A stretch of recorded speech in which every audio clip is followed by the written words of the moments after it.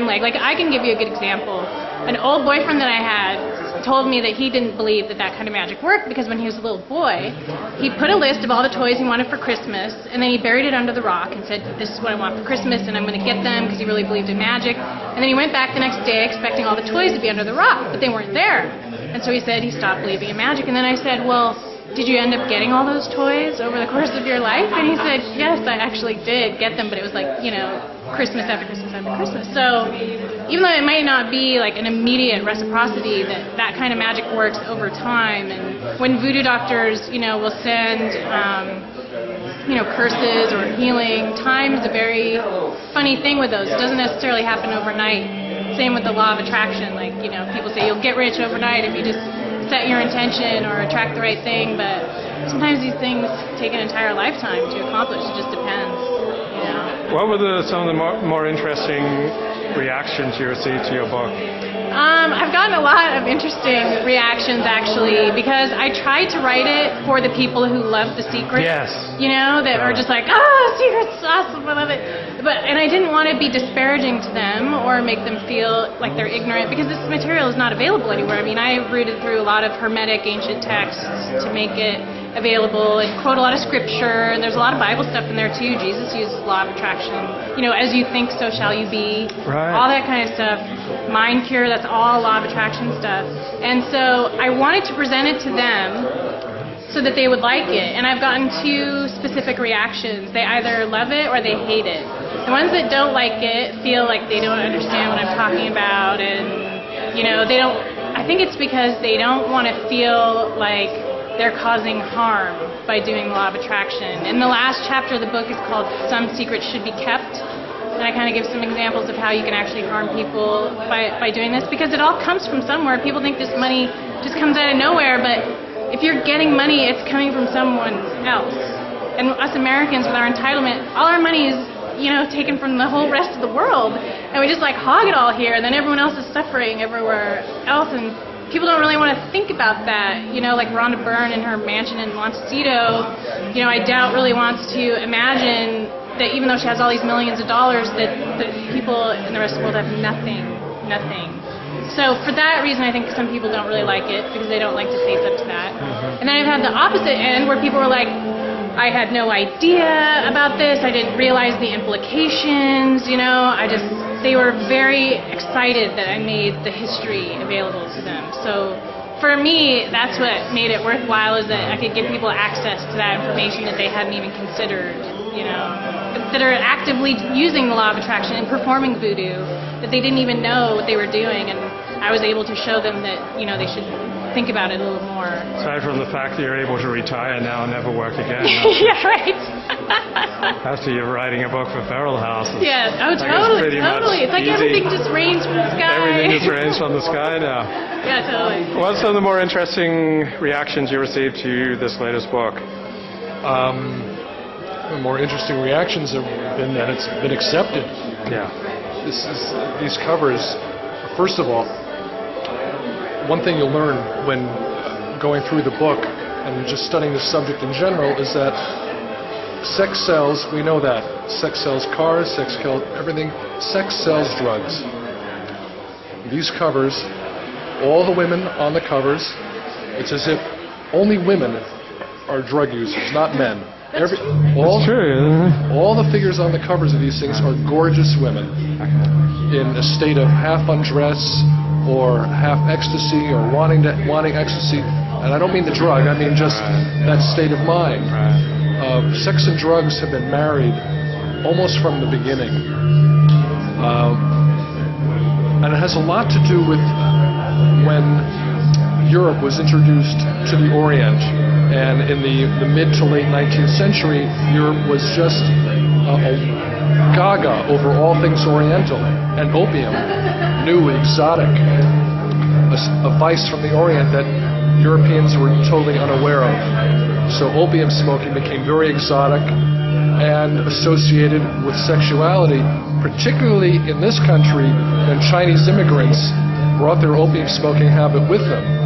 Now, if you took opium, either in laudanum, which is a tincture of opium, or in morphine, for medical reasons, that's okay. You had a medical reason for doing it. But then as now, if you smoked opium for pleasure, that's bad. And you had Chinese people coming in here, you started seeing lurid exploitation stories about white women becoming seduced by Chinese men through the use of opium. So right away there's a connection between sexuality and drugs. And then, because when drug use submerged into the underworld, then it was the province of prostitutes and people in the sporting class. So the connection between sex and drugs grew stronger still. Then in the post-World War II era, you start seeing all these paperbacks where the message is sex, drugs, drugs, sex. Drugs make you feel good, sex makes you feel good, put the two together, good becomes great. And whether it's true or not, and not everyone who uses drugs has ecstatic sex. Has ecstatic sex, so not everyone who enjoys sex enjoys drugs. But there are people for whom this connection is strong, a connection made in youth or sometime, and they can't break it. And once again, we're a culture devoted to commerce. Right. And you want to sell paperbacks? You want to sell paperbacks? Put a sexy woman on the cover.